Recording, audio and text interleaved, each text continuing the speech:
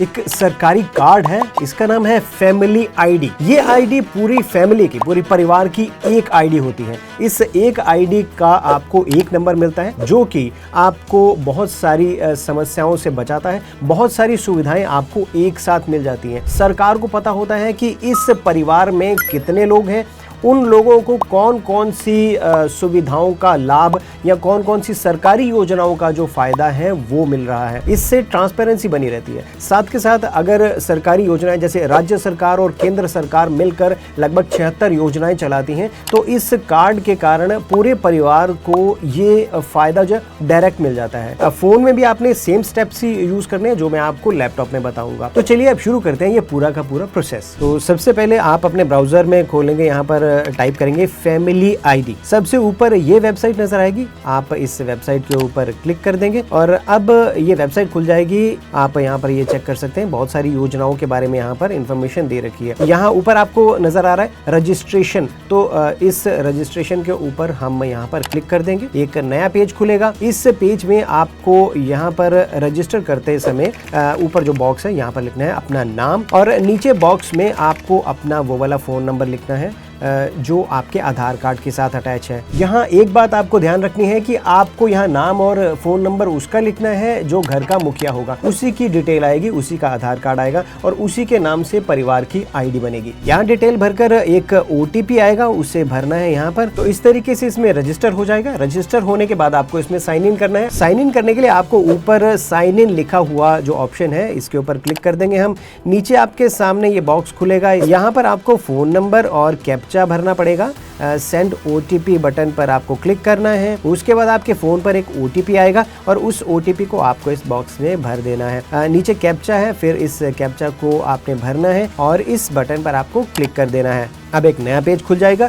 इस नए पेज में आपको अपना आधार नंबर डालना है, यानी कि आपको यहाँ पर नंबर डालना है परिवार के मुखिया का। यहाँ पर आगे बढ़ें बटन पर लिखा हुआ है, इसके ऊपर आप क्लिक कर देंगे। नीचे एक ऑप्शन खुल जाएगा, यहाँ लिखा है आपके परिवार की फैमिली आईडी उपलब्ध नहीं है, कृपया परिवार का रजिस्ट्रेशन करें। तो यहाँ पर आपको रजिस्ट्रेशन का प्रोसेस जो है इस तरीके से चलाना है। नीचे एक बटन है फैमिली आईडी रजिस्ट्रेशन हेतु आगे बढ़ें, इस बटन पर क्लिक करेंगे। एक और पेज खुल जाएगा। एक एक करके हमारे एप्लीकेशन फॉर्म के यहाँ पर पूरे स्टेप्स हैं 5 और हम इन सब स्टेप्स को एक एक करके पूरा करेंगे। सबसे पहले हमारा ये आधार कार्ड नंबर है जो हमें यहाँ पर ऊपर नजर आ रहा है, हमें चेक कर लेना है। अब हम नीचे बॉक्स नजर आ रहा है, जिसे एक बार पढ़कर इसे आप टिक कर दें और नीचे बटन है OTP भेजें, इस बटन के ऊपर आप क्लिक कर देंगे। अब यहाँ फिर से एक आपको OTP आएगा। अब ध्यान रहे ये जो OTP और कैप्चा है ये आपको बार बार आते हैं, ये आपकी सुरक्षा के लिए है, आपकी सिक्योरिटी और आपके डाटा की सेफ्टी के लिए है। तो आपको जो OTP आएगा उसे भरकर यहाँ वेरीफाई करें, इस बटन के ऊपर आपने क्लिक कर देना है। आपका नया पेज खुलेगा। इस नए पेज के ऊपर आपकी पूरी डिटेल आ जाएगी। अपनी सारी डिटेल यहाँ चेक कर लेंगे। नीचे आपको अपने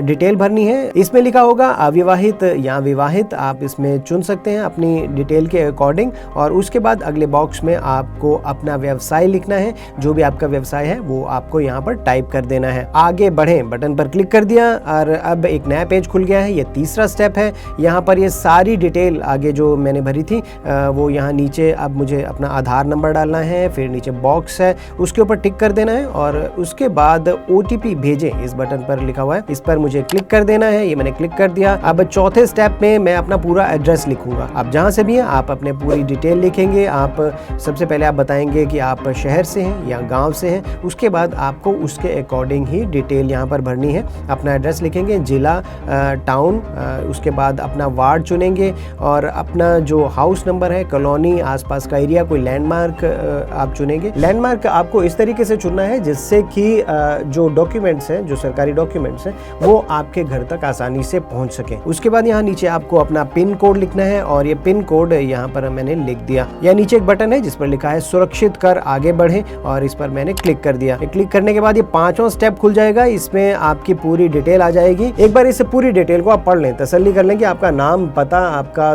पूरी जो डिटेल है वो सही लिखी है या नहीं। तो यहाँ पर थोड़ा सा आपको ध्यान रखना है। इसके बाद आपको ये जो बॉक्स नजर आ रहा है, इससे बॉक्स पर टिक कर देना है जिस पर लिखा है कि आपके द्वारा दी गई जानकारी सही है। क्लिक करना है आपको इस बटन पर जिस पर लिखा है फाइनल सबमिशन करें। आपको जो एप्लीकेशन नंबर मिलेगा उसे आपने चेक स्टेटस पे क्लिक करके और आप अपना स्टेटस चेक कर सकते हैं साइन इन करने के बाद। और अगर आपका फैमिली आईडी जो है वो बन चुका है तो साइन इन करने के बाद आपको वो फैमिली आईडी जो है वो नजर आ जाएगा। एक बटन नजर आएगा जिसके ऊपर लिखा होगा कि फैमिली आईडी को प्रिंट करने के लिए या उसे संशोधित करने के लिए, यानी उसे ठीक करने के लिए, उसमें करेक्शन करने के लिए आप इस बटन पर क्लिक करें तो आप वहां से अपना जो फैमिली आईडी है उसका प्रिंट आउट भी निकाल सकते हैं। तो दोस्तों जल्दी से इस वीडियो को लाइक कर दें और नीचे कमेंट बॉक्स में लिखें कि आपको इस वीडियो से कितनी हेल्प मिली। कुछ पूछना हो तो आप पूछ सकते हैं और ऐसी ही और इन्फॉर्मेशन के लिए हमें सब्सक्राइब कर लें।